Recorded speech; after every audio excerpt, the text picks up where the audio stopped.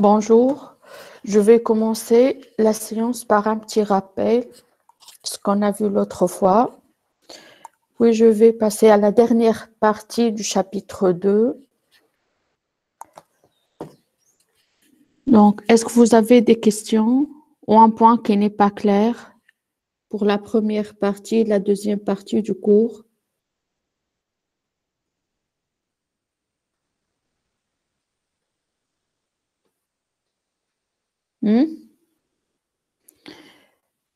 Donc, je vais commencer par un petit rappel.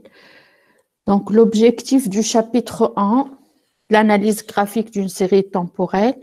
Donc, à travers la visualisation simple de la série, vous devez déterminer ces différentes composantes, à savoir la tendance qui correspond à l'évolution à long terme de la série temporelle, la composante saisonnière qui correspond à des fluctuations régulières qui se répètent de la même manière d'une année à une autre. Si vous disposez un nombre limité d'observations, vous ne pouvez pas distinguer si cette composante existe ou non. Vous devez disposer d'un nombre important de données pour que vous puissiez déduire s'il existe une composante saisonnière au niveau de votre série temporelle ou non. Et toujours, il y a la composante aléatoire. Cette partie-là fait l'objet de l'analyse graphique.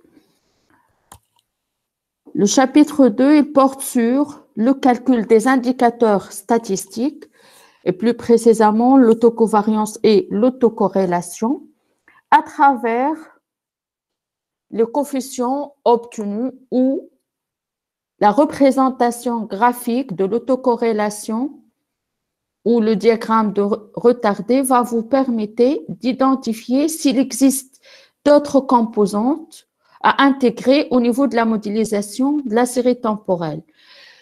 Donc, j'ai défini l'autre fois le diagramme retardé ou le lag plot. Donc, à travers une interprétation simple de ce diagramme, vous pouvez tirer des conclusions s'il existe des variables endogènes à intégrer au niveau de la modélisation de XT. Et à travers une interprétation simple, vous êtes capable de déterminer l'ordre K. Donc, l'objectif visé, c'est d'identifier s'il y a des variables endogènes à intégrer au niveau de la modélisation de la série temporelle. Donc, l'objectif visé par ce diagramme retardé, c'est de détecter s'il existe des dépendances de la série envers son passé. Donc, on parle de dépendance à l'intérieur du même série temporelle. Donc, l'interprétation de ce graphique, si le nuage du point est aligné, c'est-à-dire sous la forme d'une droite, il existe une dépendance entre la série XT et XT plus K. Au niveau de cet exemple, K, ça correspond au retard 12. Donc, à travers une interprétation simple de ce diagramme, vous pouvez constater qu'il existe une dépendance entre XT et XT plus 12. Donc, vous devez intégrer cette variable au niveau de la modélisation de la série temporelle avec ce retard-là. Si le nuage du point est dispersé, comme au niveau des autres retards, donc pour le retard 1, le retard 2 et ainsi de suite jusqu'au retard 12, vous pouvez distinguer que le nuage du point n'est pas aligné, donc il est un peu dispersé. Donc, vous pouvez conclure qu'il n'existe pas de dépendance entre XT et XT plus K. C'est clair? Donc, à travers une visualisation simple de ce diagramme retardé, vous pouvez tirer des conclusions si votre modèle, il contient des variables endogènes ou non. C'est ça l'objectif visé, c'est d'identifier toutes les composantes qui peuvent modéliser votre série temporelle. Donc, l'utilité du diagramme retardé, c'est d'intégrer les variables endogènes, c'est-à-dire des observations au sein de la série elle-même. De même, le coefficient d'autocorrélation et sa représentation graphique, le corrélogramme, va vous permettre de distinguer s'il existe des autocorrélations importantes au sein de la série temporelle. Elle va vous permettre aussi de distinguer s'il existe une tendance. En fait, si la fonction ou le corrélogramme, la fonction d'autocorrélation, décroît rapidement, ça veut dire qu'il existe une absence d'autocorrélation, une absence de la tendance. Par contre, si ce corrélogramme, il décroît lentement, ça indique qu'il existe une interdépendance au niveau de la série temporelle et l'existence d'une tendance. Donc, on a pris un deuxième exemple. À travers une interprétation simple de ce diagramme retardé, vous ne pouvez pas identifier une variable endogène au niveau de la modélisation de cette série temporelle. C'est clair?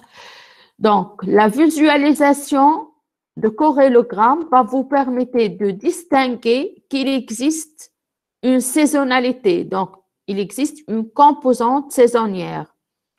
Donc, l'interprétation graphique, le calcul des coefficients d'autocorrélation ou d'autocovariance et le diagramme retardé, l'objectif visé par ces outils statistiques, c'est d'identifier les composantes qui va vous permettre de modéliser votre série temporelle. C'est ça l'objectif visé par ces différentes représentations graphiques. Donc, maintenant, je vais passer à la partie suivante qui est la modélisation. Donc, la question qui se pose maintenant, une fois on a identifié les différentes composantes d'une série temporelle, quel est le modèle le plus adéquat qui va vous permettre de modéliser cette série temporelle? Il existe deux modèles, le modèle additif et le modèle multiplicatif. L'autre fois, on a effectué un exercice qui porte sur cette partie-là. Donc, chacun de ces deux modèles, il est composé par ces trois composantes, la tendance, la composante saisonnière et bien évidemment la composante aléatoire ou résiduelle. Donc, le modèle additif consiste à additionner les différentes composantes d'une série temporelle. Donc, la partie déterministe, c'est-à-dire qu'on peut la déterminer, qu'on peut estimer ses paramètres. Donc, au niveau du chapitre suivant, on va estimer ces deux parties-là. Donc, on va estimer les paramètres de ces deux composantes. Concernant ZT, c'est la partie aléatoire. L'objectif visé par la modélisation, c'est d'alléger cette partie aléatoire, c'est-à-dire on va incorporer toute l'information disponible au niveau de la série temporelle, au niveau de ces deux composantes-là. C'est ça l'objectif visé. Donc, ce modèle additif, pour distinguer s'il existe un modèle additif ou multiplicatif, donc c'est simple, vous devez tracer la droite qui passe par les valeurs maximales de la série temporelle et la droite qui passe par les valeurs minimales. Si les deux droites sont parallèles, donc il s'agit d'un modèle additif. Sinon, il s'agit d'un modèle multiplicatif, c'est-à-dire c'est les droites qui réunissent les maximums et les minimums au niveau de ce coronogramme ne sont pas parallèles. Vous pouvez identifier le modèle multiplicatif qui correspond à multiplier les différentes composantes de la série temporelle. Donc, voici un exemple d'un modèle multiplicatif. Lorsque vous tracez la droite qui passe par les valeurs maximales et la droite qui passe par les valeurs minimales, donc vous obtenez deux droites qui ne sont pas parallèles. Donc, le modèle le plus adéquat pour modéliser cette série temporelle, c'est un modèle multiplicatif. On va multiplier tous les composantes de la série temporelle. Donc, on a fait déjà cet exercice au niveau du cours, la séance dernière. Donc, la dernière partie de ce cours consiste au lissage par moyenne mobile, c'est-à-dire lissage. On va extraire la tendance, c'est-à-dire on va décomposer notre série temporelle en trois parties. La tendance, la composante saisonnière et la composante aléatoire. Cette méthode s'appelle lissage par moyenne mobile. Donc, la décomposition s'effectue en utilisant la moyenne mobile. Je vais vous montrer par la suite comment calculer la moyenne mobile. Mais l'objectif d'un lissage par moyenne mobile est de faire apparaître l'allure de la tendance. Donc, l'objectif visé, c'est d'apparaître la tendance d'une série temporelle. Bien évidemment, en éliminant la composante saisonnière et en allégeant ou en atténuant la composante aléatoire. C'est ça l'objectif visé par le lissage par moyenne mobile, c'est-à-dire on va estimer d'une manière ou d'une méthode, avec une méthode paramétrique, l'équation de la tendance. Donc, la question que se pose maintenant, est-ce que ce type de lissage ne présente pas des inconvénients? Donc, à travers cette application, on peut répondre à cette question-là. Donc, par définition, voilà les deux formules à utiliser pour calculer la moyenne mobile, c'est-à-dire pour déterminer l'équation de la tendance d'une série temporelle.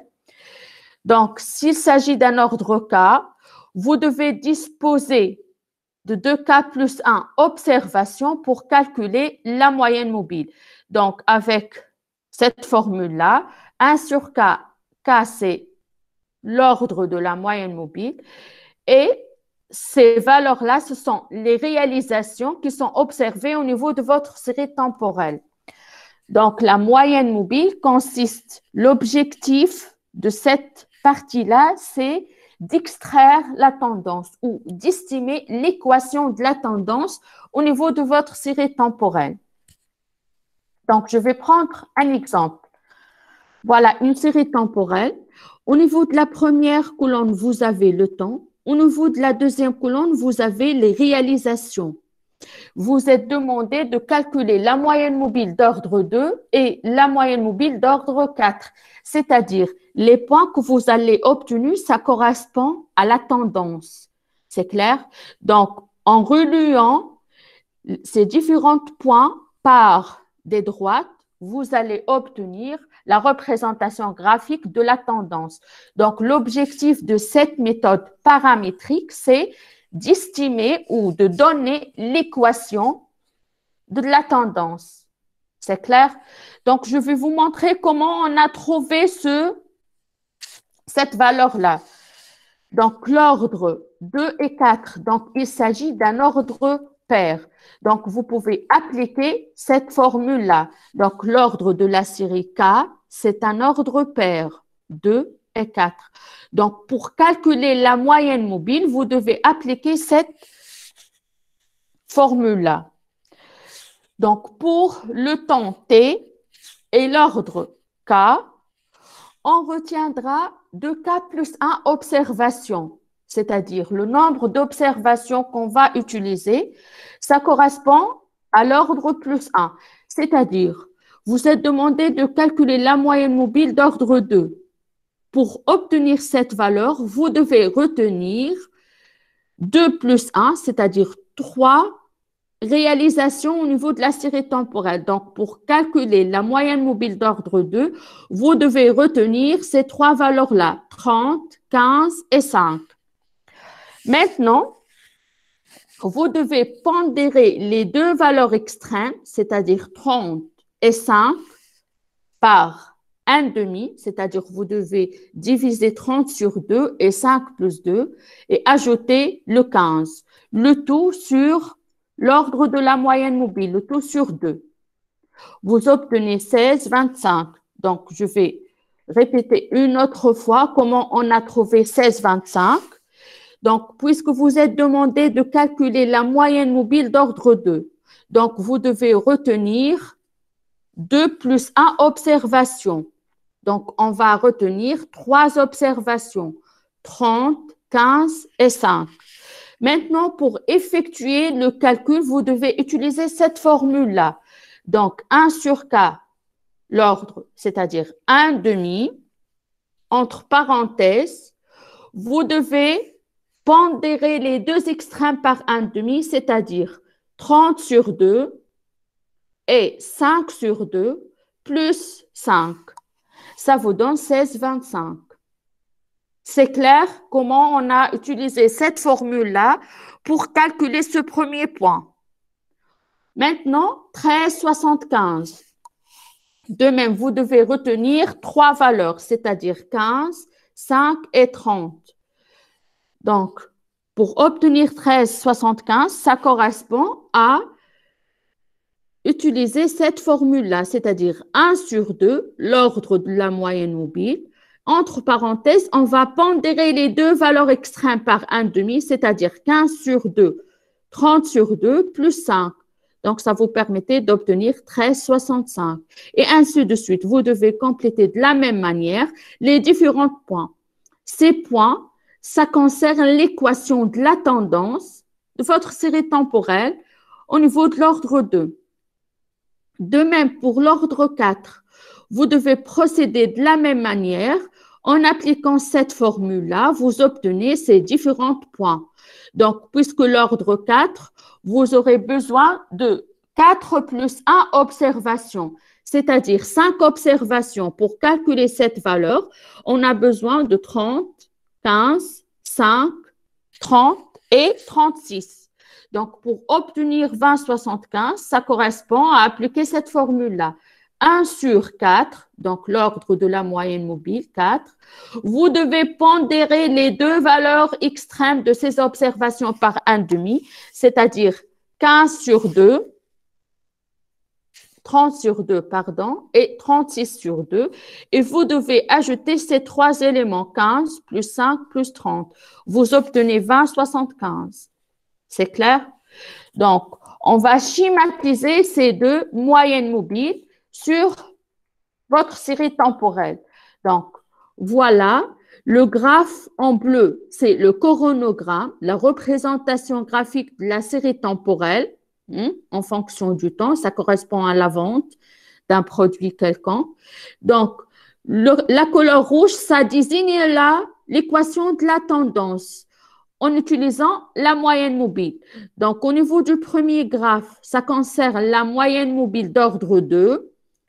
Et le graphe, ce deuxième graphe, ça concerne la moyenne mobile. Donc, la couleur rouge, ça concerne la moyenne mobile d'ordre 4. Donc, l'équation de la tendance. D'après vous, quel est l'ordre à retenir? Est-ce qu'on va retenir 2 ou 4? L'objectif visé par la moyenne mobile, c'est d'apparaître l'équation de la tendance. Donc, notre objectif, c'est de présenter graphiquement la tendance. D'après vous, quel est l'ordre à retenir pour bien estimer votre tendance? L'ordre 2 ou l'ordre 4?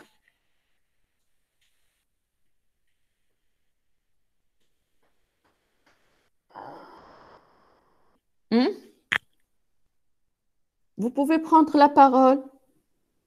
Si vous avez des questions ou un point qui n'est pas clair, avant d'avancer, la question, d'après vous, quel est l'ordre à retenir? Sachant que l'objectif visé par le calcul de la moyenne mobile, c'est d'estimer l'équation de la tendance. D'après vous, quel est l'ordre à retenir dans ce cas-là? L'ordre 2, madame. Pourquoi l'ordre 2?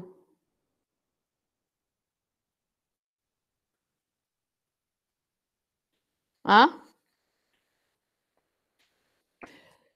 Donc, l'objectif de la moyenne mobile,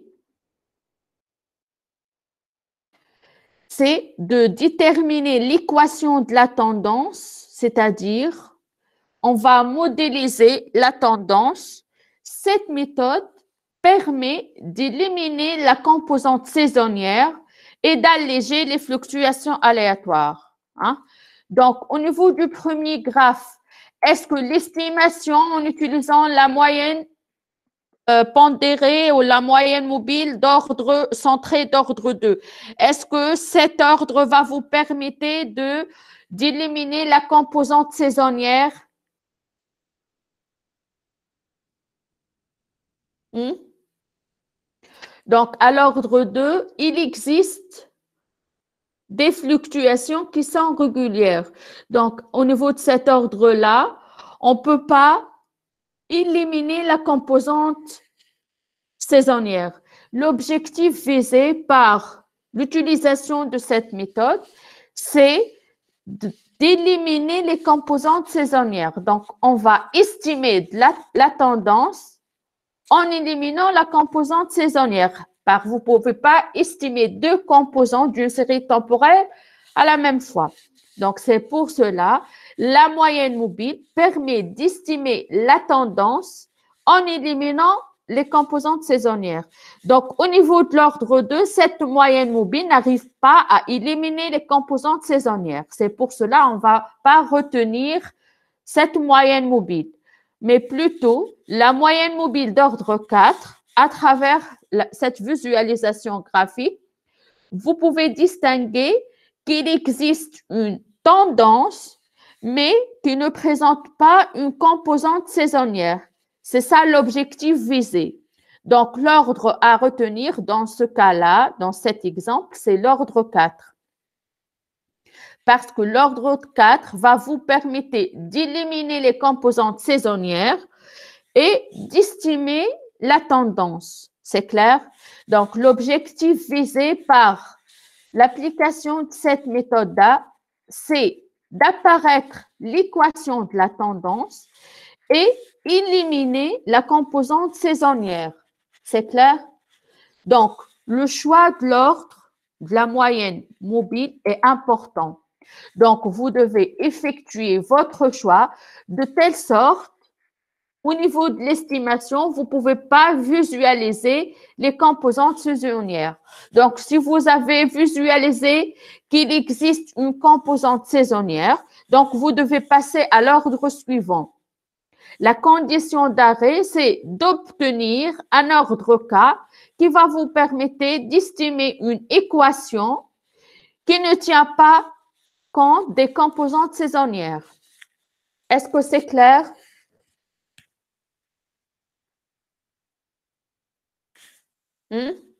Oui, madame.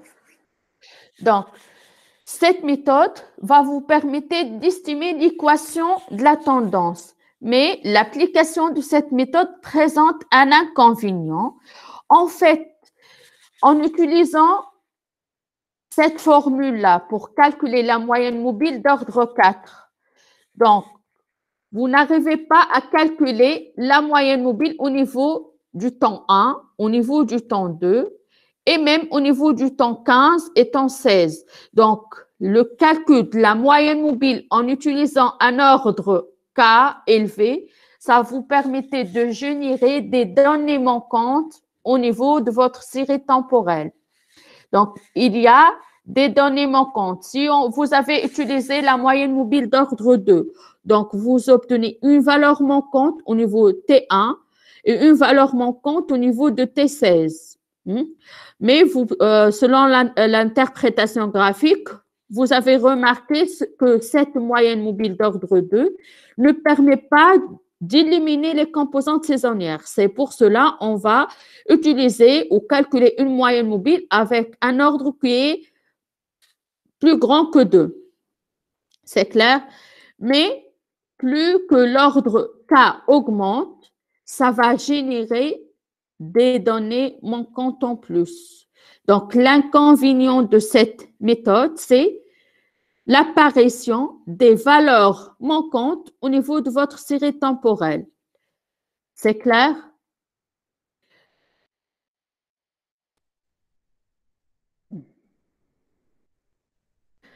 Donc, l'objectif du lissage par moyenne mobile, c'est de faire apparaître l'allure de la tendance en supprimant la composante périodique, c'est-à-dire la composante saisonnière, et on va diminuer l'amplitude des fluctuations irrégulières, c'est-à-dire on va diminuer la composante aléatoire. Mais cette méthode présente un inconvénient, donc elle va générer des valeurs manquantes au niveau de la série temporelle. Donc la commande R qui va vous permettre d'obtenir la tendance en utilisant la moyenne mobile, c'est la fonction décompose. Donc, la fonction décompose, elle va vous permettre d'extraire les différentes composantes de la série temporelle, la moyenne mobile, la saisonnalité et la partie aléatoire. C'est clair? Donc, en appliquant la fonction décompose, vous devez choisir le type du modèle. Cette méthode-là, ça vous permettait d'extraire la tendance en utilisant la méthode de moyenne mobile centrée. Donc, comme vous pouvez remarquer, il y a des valeurs manquantes. Donc, il y a des observations qui ne sont pas retenues au niveau de la détermination de la tendance. Il y a 2 observations au début de la série et 2 observations à la fin. C'est clair? Donc, c'est l'inconvénient de cette méthode, c'est l'apparition des valeurs manquantes au niveau de la tendance. Donc, voilà la composante saisonnière et la composante aléatoire. L'objectif visé, hein, c'est d'alléger au maximum cette partie aléatoire. Donc, pour effectuer le choix entre un modèle additif et un modèle multiplicatif, hein, vous devez se baser encore sur cette interprétation. Donc, vous devez comparer la partie aléatoire, c'est-à-dire la partie aléatoire. Il y a encore des informations que porte cette série temporelle et qui ne sont pas explorées au niveau de ces 2 composantes-là. C'est clair? Donc, la composante, la tendance, elle porte une certaine quantité d'informations. La composante saisonnière aussi. Mais au niveau de la composante aléatoire, c'est-à-dire ce sont des informations qu'on n'a pas explorées au niveau de ces 2 composantes. Donc, le meilleur modèle ou le modèle le plus adéquat, c'est celui qui a des composantes aléatoires qui sont de faibles fluctuations, c'est-à-dire la quantité d'informations qui se trouve au niveau de cette partie aléatoire et qui n'est pas explorée n'est pas importante. C'est clair? Donc, en comparant les 2 parties aléatoires du modèle additif et du modèle multiplicatif, vous pouvez distinguer que le modèle additif est le plus adéquat. C'est clair, car la fluctuation de la partie aléatoire, elle est moins importante que celle du modèle multiplicatif. C'est clair?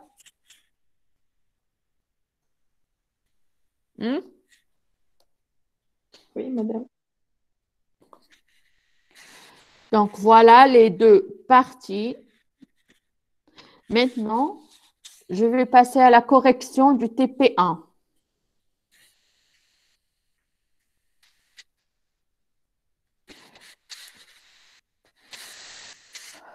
Donc, il y a une description de quelle commande R qu'on va utiliser au niveau de ce TP. Donc, la première fonction, la fonction classe, va vous permettre d'afficher la classe des données.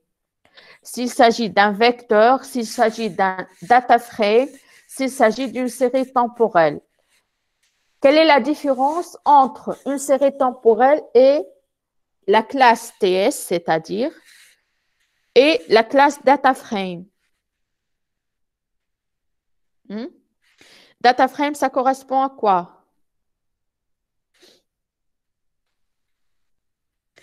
Au niveau des données brutes. Hein? Un data frame, ça correspond à quoi? يا جماعة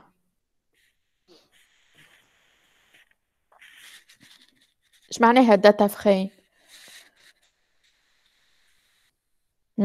structure des données هذه شنو فيها الداتا فريم؟ Série temporelle est l'évolution d'une variable en fonction de temps ou d'un processus en fonction de temps. C'est-à-dire, au niveau de la représentation des données, le tableau des données, c'est un tableau à deux colonnes. Au niveau de la première colonne, ce sont les dates, hein? L'unité de date, quel que soit le jour, la minute, seconde. Et la deuxième colonne, ça porte les réalisations, les différentes observations du processus en fonction de temps et des séries temporelles. Maintenant, data frame, ça correspond à quoi? Donc, liste de vecteurs, madame. comment? Liste de vecteurs. C'est-à-dire liste des vecteurs. Faire des lignes de colonnes. Les lignes, ça correspond les individus sur lesquels on va effectuer une mesure, et les colonnes, ça correspond les variables aléatoires. C'est clair? Hein? Donc, data frame, au niveau des lignes, il y a les individus, ou autrement le nombre d'observations. Au niveau de colonnes, il y a les variables aléatoires. Il y a 2 ou 3 variables aléatoires. Donc, une série temporelle, ça correspond à une mesure d'un processus, d'un seul processus en fonction du temps. Un data frame, ça vous permettait de mesurer plusieurs processus sur plusieurs individus. C'est clair? Oui. OK. Donc, pour déterminer la classe des données, donc, il y a le vecteur, data frame et série temporelle. Donc, pour visualiser qu'il s'agit d'un data frame, lorsque vous tapez cette fonction, la sortie R, ça correspond data.frame. S'il s'agit d'une classe série temporelle, donc ça donne TS. On va appliquer ça au niveau de la première application. Maintenant, comment créer une série temporelle? Si vous disposez d'un fichier texte ou d'un fichier Excel ou CSV, il y a des fonctions R à utiliser pour créer votre série temporelle. Donc, les fonctions sont, l'autre fois, on a vu au niveau de votre cours, la fonction TS. De même, il y a la fonction ZO et la fonction XTS. Donc, ces 3 fonctions permettent de donner ou de créer votre série temporelle à partir d'un fichier de données. C'est clair? Mais vous devez télécharger la bibliothèque ZO et XTS. Hein? Donc, par exemple, lorsque vous utilisez la commande ou la fonction TS pour la création de votre série temporelle, le premier argument, ça concerne les données, le vecteur qui contient les différentes réalisations. Le deuxième argument, ça concerne la date de début. Donc, par exemple, au niveau de cette série temporelle, la date de début, c'est janvier 1996. La dernière date, ça concerne janvier 2002. Donc, vous devez préciser la date de début et la date de fin de votre vecteur qui contient les différentes réalisations ou les différentes observations. De même, vous devez indiquer la fréquence de ces données. C'est-à-dire, s'il s'agit des données mensuelles, donc vous devez écrire fréquence égale à 12. S'il s'agit des données trimestrielles, c'est-à-dire fréquence égale à 4. S'il s'agit des données annuelles, fréquence égale à 1. C'est clair? Si vous allez utiliser les 2 fonctions XTS ou ZO, c'est de la même manière. Donc, au niveau, la première étape, vous devez identifier les dates. Donc, en identifiant date, date de début, date de fin et la fréquence mensuelle, journalière, trimestrielle, annuelle, ainsi de suite. Donc, au niveau de ces deux fonctions-là, XTS et ZO, la première étape, vous devez identifier les dates de début, les dates de fin et les fréquences. C'est clair? Hein? Une fois vous avez identifié les dates et les fréquences, donc vous pouvez utiliser cette fonction XTS au ZO.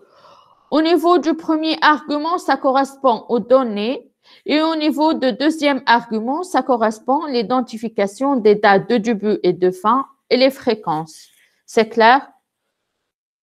Ce sont deux manières pour créer votre série temporelle.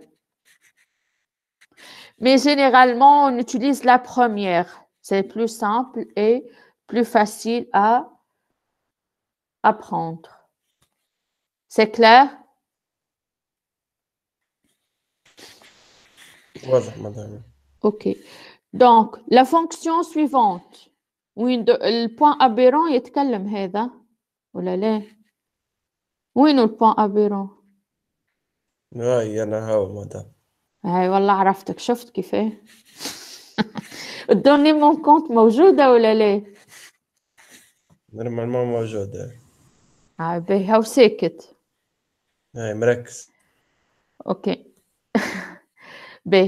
La fonction suivante, donc, elle va vous permettre d'effectuer un zoom sur une partie bien particulière. Donc, j'ai utilisé cette fonction-là, Windows, pour déterminer cette représentation graphique. Donc, je vais extraire une partie de la série temporelle pour bien visualiser s'il existe une composante saisonnière ou non.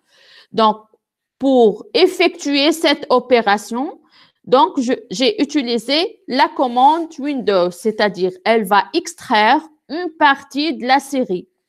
Bien évidemment, vous devez identifier la date de début. Donc, au niveau de mon exemple, la date de début, ça correspond à 1995 et la date de fin, 2005. Donc, cette fonction permet d'effectuer un zoom sur votre série temporelle afin de bien visualiser s'il existe des composantes saisonnières ou non au niveau de votre série temporelle. C'est clair? Donc, au niveau de cette fonction, le premier argument, ça correspond à la série temporelle, donc les données, la date de début et la date de fin, c'est-à-dire la date que vous allez identifier pour faire cette extraction. Donc, la fonction suivante, donc aggregate, elle fournit des statistiques sur les données, sur les observations. C'est-à-dire, vous pouvez l'utiliser, cette fonction, pour transformer les données mensuelles en des données annuelles. Vous pouvez utiliser cette fonction pour calculer la moyenne au niveau de votre donnée. Donc, le premier argument, ça correspond aux données. Le deuxième argument, donc, ça correspond à l'indice s'il s'agit des données mensuelles ou des données annuelles. Et la fonction à utiliser, c'est-à-dire si vous avez besoin de calculer la moyenne au niveau de chaque mois, la variance, l'écart type et ainsi de suite. Donc, les fonctions à utiliser pour obtenir des calculs, des indicateurs statistiques sur votre série temporelle, que ce soit la moyenne, la variance ou l'écart type. C'est clair? Donc, cette fonction-là va vous permettre de transformer les données, par exemple, mensuelles en des données annuelles ou les données journalières en des données mensuelles en utilisant la fonction mean, la moyenne. C'est clair? Donc, on va faire par la suite des exemples qui vont vous permettre de calculer la valeur annuelle d'une série temporelle en se basant sur des valeurs mensuelles. Donc, la fonction suivante cycle, elle va vous permettre d'identifier la position dans le cycle, c'est-à-dire elle va vous permettre d'identifier s'il existe une composante saisonnière au niveau de votre série temporelle. Déjà, on a utilisé cette fonction pour identifier la composante cyclique au niveau du chapitre 1. Donc, la composante, la série, c'est Air Passenger, donc le nombre de passagers. On a utilisé cette fonction pour visualiser s'il existe une composante saisonnière au sein de votre série temporelle ou non. Donc, la fonction suivante, TS intersect. Donc, cette fonction va vous permettre de regrouper deux séries temporelles dans un seul fenêtre. L'objectif visé, c'est de distinguer s'il existe une dépendance entre les deux séries ou non. Donc, j'ai utilisé cette fonction-là au niveau du cours, au niveau de la partie 2 du cours. En fait, j'ai visualisé les deux séries, le nombre de passagers, voilà, le nombre de passagers américains et la consommation d'électricité. Donc, pour visualiser cette représentation graphique, j'ai utilisé cette fonction-là, ts.intersect. Donc, elle va réunir deux séries temporelles graphiquement. L'objectif visé par cette commande, c'est de comparer l'évolution de ces deux séries temporelles. S'il évolue de la même manière, avec un petit décalage bien sûr, ça veut dire qu'il existe une liaison entre ces deux séries temporelles. L'objectif visé, c'est d'intégrer les variables exogènes au niveau de la modélisation de XT. Hein? La commande suivante, donc, elle permet d'effectuer un regroupement suivant les colonnes. Et celle-là, elle va vous permettre d'effectuer un regroupement suivant les lignes. Donc, on va utiliser par la suite au niveau de l'application de cette commande-là.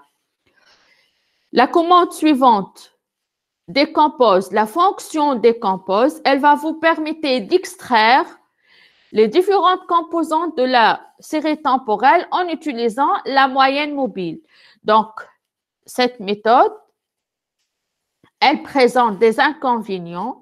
Donc, elle va générer des valeurs manquantes au niveau de votre série temporelle. C'est clair? Donc, maintenant, passons à l'application 1. Soit la série des ventes, des volumes de vente, de matériel de sport et de production de textiles. Donc, vous pouvez télécharger les données à travers ce lien. Si vous rencontrez des problèmes, vous pouvez m'envoyer des emails. Je vais vous transmettre les données sur un fichier texte. Hein. Donc, la première question, transformer en des séries temporelles les volumes du vent du matériel de sport en utilisant ces trois fonctions, TS, XTS et ZOO. Donc, la première étape, je vais importer les données en utilisant la commande read.table. Donc, le volume des ventes de matériel sportif, voilà. Donc, pour transformer le vecteur qui contient les différents volumes du vente en une série temporelle, je vais utiliser la fonction TS.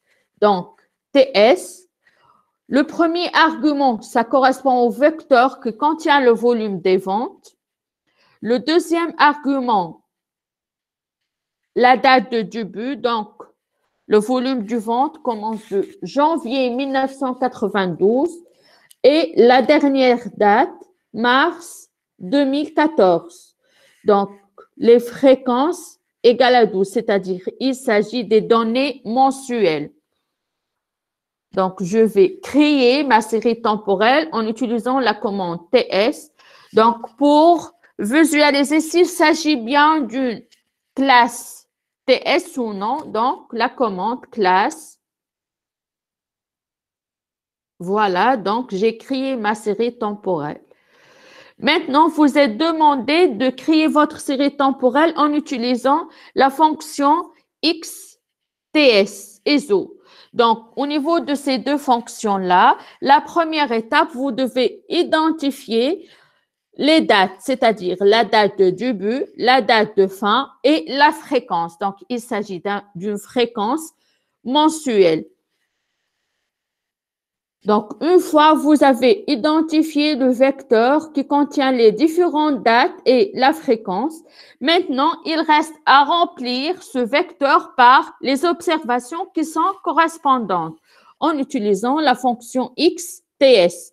Au niveau du premier argument, ça correspond au vecteur qui contient les différentes ventes et je vais remplir ces différentes ventes au niveau des cases qui contiennent les dates qui lui sont associées. Donc, si j'exécute cette commande, donc, date, je vais télécharger, donc la commande n'existe pas, donc je vais charger la bibliothèque XTS, voilà. Donc, vous devez charger les packages XTS ESO. Donc, maintenant, je vais exécuter date. Voilà. Donc, pour visualiser la classe des données, classe, donc ça correspond à une série temporelle. C'est clair? Donc, maintenant, pour créer votre série temporelle en utilisant la commande ZO. Donc, de la même manière, le premier argument, ce sont les données. Le deuxième argument, ce sont les dates. Voilà, j'ai fixé un objet date qui contient la date de début et la date de fin et la fréquence. Donc, ZO et XTS, ils fonctionnent de la même manière. Donc, classe, voilà, c'est une série temporelle. Donc, il y a 3 fonctions qui vont vous permettre de créer votre série temporelle en utilisant un vecteur qui contient les différentes réalisations, la commande TS, XTS et ZO. Mais pour utiliser ces deux dernières-là, XTS et ZO, vous devez télécharger les packages XTS et ZO. C'est clair? Maintenant, question 2. Représenter les séries. Donc, la fonction R qui va vous permettre d'effectuer la représentation graphique, c'est la fonction plot. Donc, plot, voilà. Donc, au niveau de l'axe des abscisses, vous avez le temps. Au niveau de l'axe des ordonnées, vous avez les ventes. À travers une visualisation simple de cette série temporelle, quelles sont les composantes de cette série? Hein?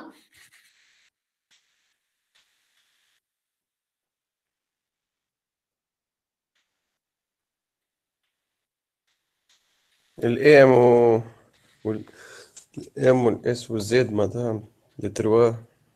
Hein?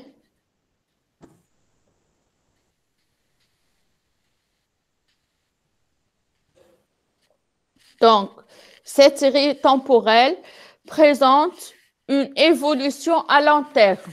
Donc, la tendance, elle existe. Il y a des comportements ou des fluctuations qui se répètent de la même manière. Donc, cette série temporelle, elle présente une composante saisonnière. Les amplitudes de ces fluctuations se diffèrent d'une année à une autre. Donc, ça indique la présence d'une composante aléatoire. C'est clair? Donc, maintenant, je vais effectuer la représentation graphique de la série temporelle qui est créée en utilisant la fonction XTS. Donc, voilà. Au niveau de cette représentation graphique, il a indiqué le début de chaque année, donc janvier, juillet, ainsi de suite. Et au niveau de l'axe des abscisses, ça correspond au volume des ventes. Donc, c'est la même série temporelle, sauf au niveau de l'indexation du temps, ça diffère un petit peu de la classe TS. De même, pour la classe ZO, elle va vous permettre d'obtenir des observations des ventes en fonction du temps. Ce sont les années. Donc, voilà les trois méthodes qui vont vous permettre de créer votre série temporelle. Donc, la fonction TS, la fonction XTS et la fonction ZOO. Maintenant, la troisième question, donnez une agrégation en une série de ventes annuelles, c'est-à-dire vous disposez d'une série de ventes mensuelles. Vous êtes demandé de transformer votre série en une série annuelle. Donc, la fonction R qui va vous permettre d'effectuer cette transformation, c'est aggregate ou vous pouvez distinguer ça au niveau de cette partie-là. Donc, s'il s'agit d'une série temporelle qui est créée par la fonction XTS, donc vous pouvez appliquer cette commande, apply daily, c'est-à-dire des données journalières, mensuelles, trimestrielles ou annuelles. Donc, le premier argument, ça correspond les données. Le deuxième argument, ça concerne la fonction à utiliser ou l'indicateur à utiliser pour calculer cette transformation. Dans notre cas, on va utiliser la moyenne.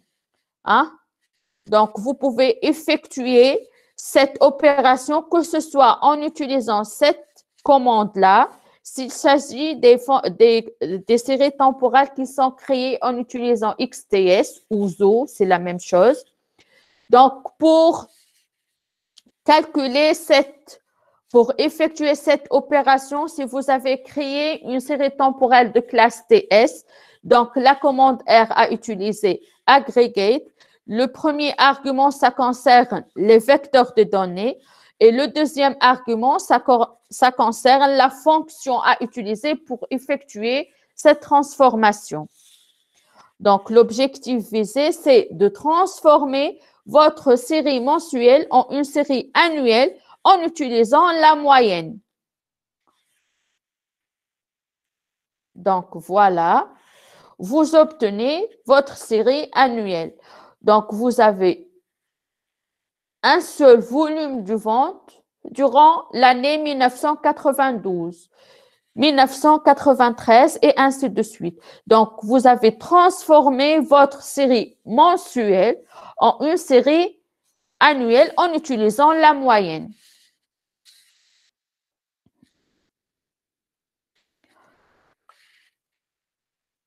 La question suivante, donnez la boîte à moustache, le box plot. Donc, la commande R, c'est box plot. Voilà. Donc, à travers une interprétation simple de ce box plot, qu'est-ce que vous pouvez remarquer?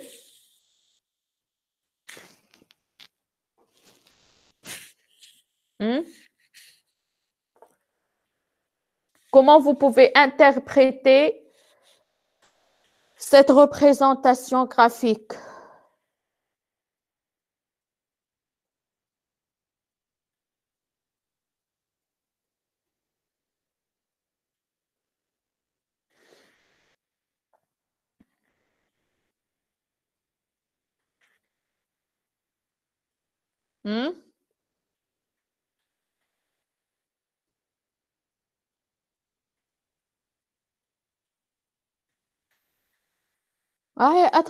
Vous devez interpréter ce graphe.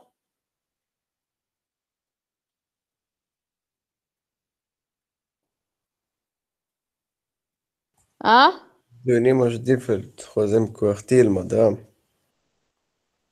C'est-à-dire?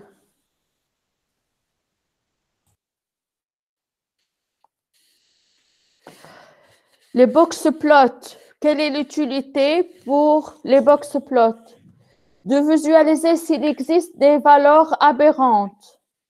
كنت نستنى منك انت باش طول تلاحظها الحكايه هذه.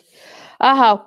Au niveau du mois 11 et au niveau du mois 12, il existe des valeurs aberrantes, c'est-à-dire il y a deux observations qui dépassent la limite inférieure de la boîte à moustache au niveau du mois 11 et du mois 12. هكا ولا لا؟ Oui, ça y est. Hein? Donc, est-ce que ce graphique va vous permettre de visualiser la saisonnalité, hein? Donc, le volume du ventre à travers une interprétation simple de la série temporelle. Vous avez constaté qu'il existe une composante saisonnière. Est-ce que la visualisation simple de ce graphique, est-ce que va vous permettre de distinguer s'il existe une composante saisonnière, oui ou non? Non. Hein? Pourquoi?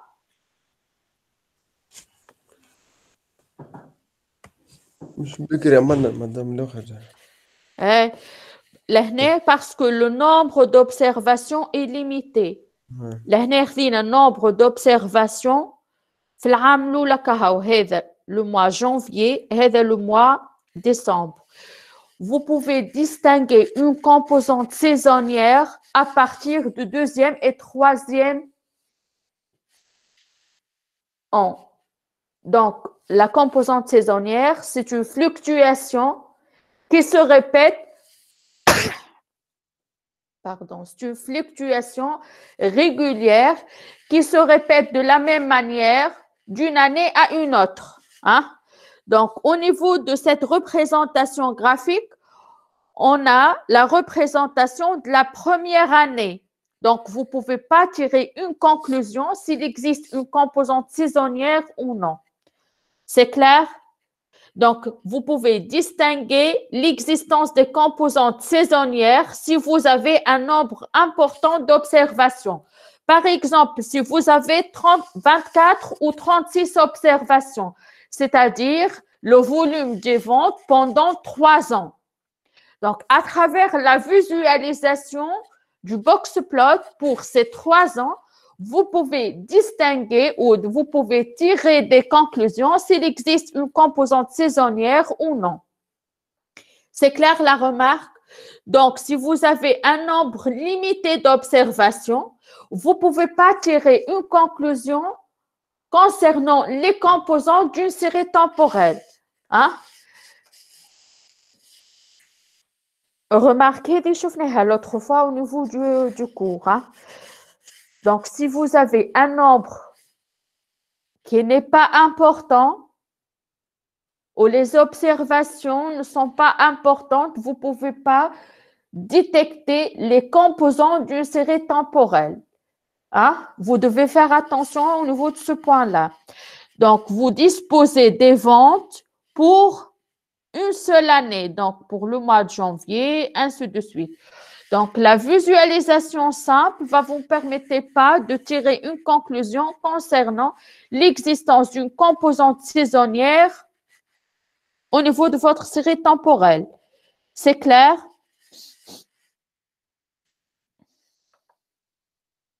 Hein? Oui, c'est bon, madame. OK. Donc, la 5e question. Donnez la décomposition en tendance, saisonnalité et erreur, c'est-à-dire la partie aléatoire, suivant la forme additive et la forme multiplicative. Donc, la commande R qui va vous permettre d'obtenir cette répartition, c'est la fonction décompose. Donc, décompose. Et je veux identifier le type du modèle multiplicatif ou additif. Donc, voilà, dans le cas du modèle multiplicatif, vous avez la série temporelle, la tendance, la composante saisonnière et la partie aléatoire. Hein? Donc, en utilisant maintenant le modèle additif.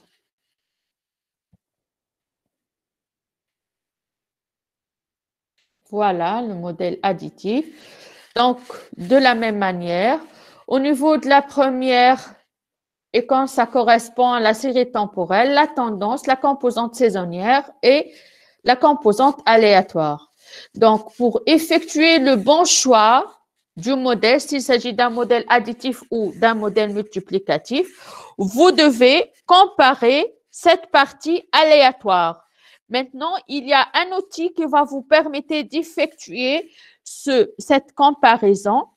Donc, au niveau de la représentation graphique, vous pouvez superposer les composantes, c'est-à-dire vous pouvez superposer la tendance, la composante saisonnière et la composante aléatoire.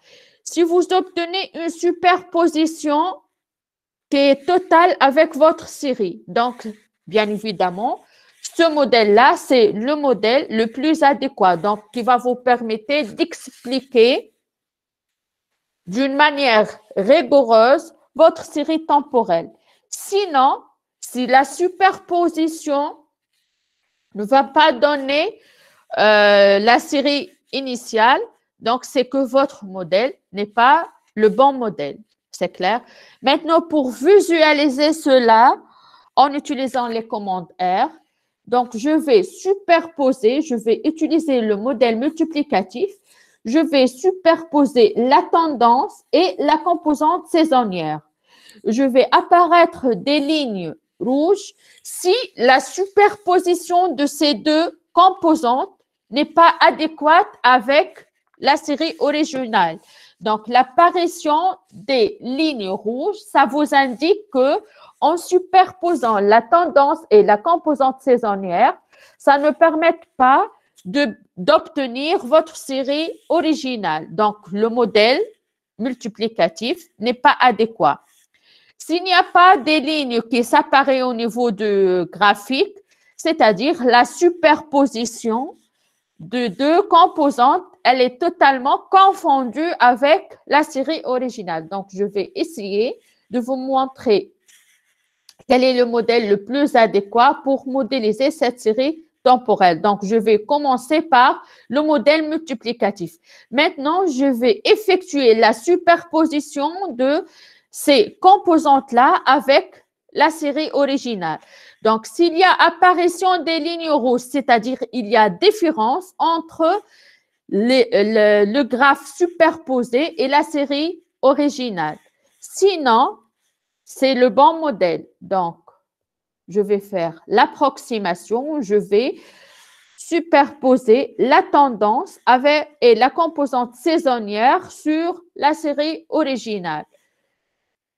Et voilà, donc ça montre qu'il existe une différence entre la superposition de ces composantes par rapport à la série originale. Donc, le modèle multiplicatif n'est pas le modèle le plus adéquat pour modéliser cette série temporelle. Maintenant, je vais essayer à superposer les composantes dans le cas d'un modèle additif plutôt. Donc, voilà le modèle additif. Je vais effectuer la superposition de ces composantes-là. Si vous obtenez une confusion totale avec la première série, c'est que ce modèle, c'est le modèle le plus adéquat qui va vous permettre de modéliser cette série temporelle. Donc, je vais superposer les composantes et voilà, je n'obtiens pas des lignes rouges. Donc, si vous superposez ces composantes, vous obtenez la série originale. Donc, le modèle le plus adéquat qui va vous permettre de modéliser cette série temporelle, c'est le modèle additif. C'est clair? C'est une autre manière pour déterminer le modèle le plus adéquat. C'est clair l'objectif? Oui, voilà. OK. Donc, je vais passer à l'application 2. Maintenant, on va se concentrer sur 3 séries temporelles. Donc, je vais effectuer une création de chaque série temporelle. Puis, il y a des commandes R à utiliser pour superposer les représentations graphiques. Donc, je vais m'intéresser au cas multivarié. Donc, je vais prendre 3 séries temporelles. Donc, le tableau de données suivant comporte 3 séries mensuelles. Donc, la consommation de chocolat, donc au niveau de la première colonne, la consommation de bière au niveau de la deuxième colonne et la consommation d'électricité. Donc, les 3 séries commence au mois de janvier 1958. Donc, vous avez des séries mensuelles. Donc, les données sont accessibles via ce lien. Vous pouvez les télécharger. Donc, maintenant, la première question, transformer les trois séries en une série, en une classe TS. Donc, je vais transformer le vecteur qui contient les réalisations en classe TS. Donc, vous pouvez utiliser la fonction TS, XTS ou ZO. C'est la même chose. Donc, la première étape, je vais importer ma base de données. Non, ce n'est pas celle-là. Donc, ouvrir.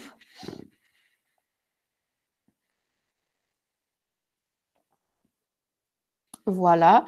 Donc, je vais importer les données en utilisant la commande read.table. Donc, voilà les données. Donc, je vais visualiser ma base de données. Voilà. Donc, la base de données, elle comporte trois vecteurs de réalisation. Le premier vecteur, ça correspond à la consommation chocolat, bière et électricité. Donc, comme vous pouvez remarquer, il ne s'agit pas d'une série temporelle. Donc, il s'agit des variables qui sont indexées. Donc, plutôt, il s'agit d'un data frame. Il y a des variables et de 1 jusqu'au 396, ce sont les individus. Donc, cette base de données, ça correspond à un data frame. L'objectif visé, c'est de transformer ce data frame en une série temporelle. Donc, je vais extraire chaque colonne, donc la consommation en chocolat, et je vais créer ma série temporelle. Donc, au niveau de la transformation, la commande ou la fonction que je vais utiliser, c'est TS. Donc, le premier argument, ça concerne les données. Donc, je vais m'intéresser à la première colonne. Donc, entre deux crochets, virgule 1, c'est-à-dire je vais extraire de cette base de données les réalisations qui concernent la consommation en chocolat. Donc, la date de début, donc c'est 1958 et la fréquence, c'est mensuel. Donc, je vais créer ma série temporelle. Donc, je veux visualiser la classe. Et voilà, donc, il s'agit bien d'une classe TS. Donc, c'est une série temporelle. Je veux effectuer la transformation des données qui se trouvent au niveau de deuxième colonne. Donc, je vais m'intéresser aux données W et plus précisément deuxième colonne. Donc, virgule 2 entre deux crochets. Donc, voilà, j'ai transformé les données qui se trouvent au niveau de la deuxième colonne en une série temporelle. De même pour la consommation en électricité qui se trouve au niveau de la troisième colonne. Donc, vous devez fixer la date de début et la fréquence, puisqu'il n'a pas indiqué la date de fin au niveau de votre exercice. Donc, une fois que vous avez la date de début et la fréquence, c'est largement suffisant pour effectuer la transformation. Donc, la classe, ça correspond à une classe TS. Donc, j'ai créé mes trois séries temporelles.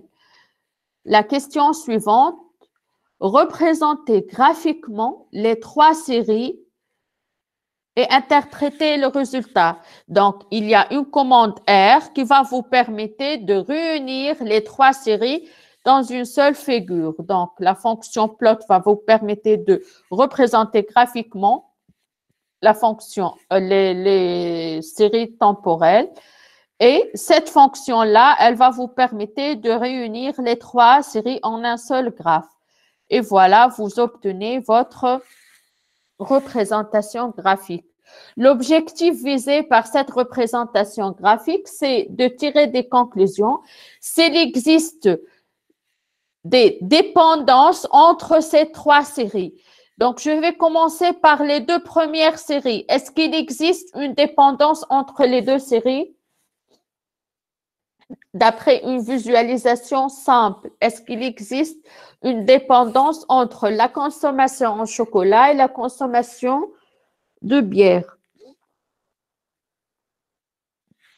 Est-ce que vous observez la même allure de la série temporelle? Non, madame. Donc, il n'y a pas une liaison entre ces deux séries temporelles. Maintenant, en comparant la deuxième et la troisième. Non plus. Oui.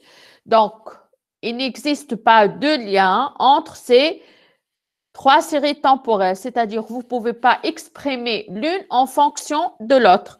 L'objectif visé des interprétations graphiques, c'est de déterminer les variables exogènes et endogènes à inclure au niveau de la modélisation d'une série temporelle. Donc, la question suivante, vous êtes demandé de représenter la série du nombre de passagers et la série d'électricité. Hein?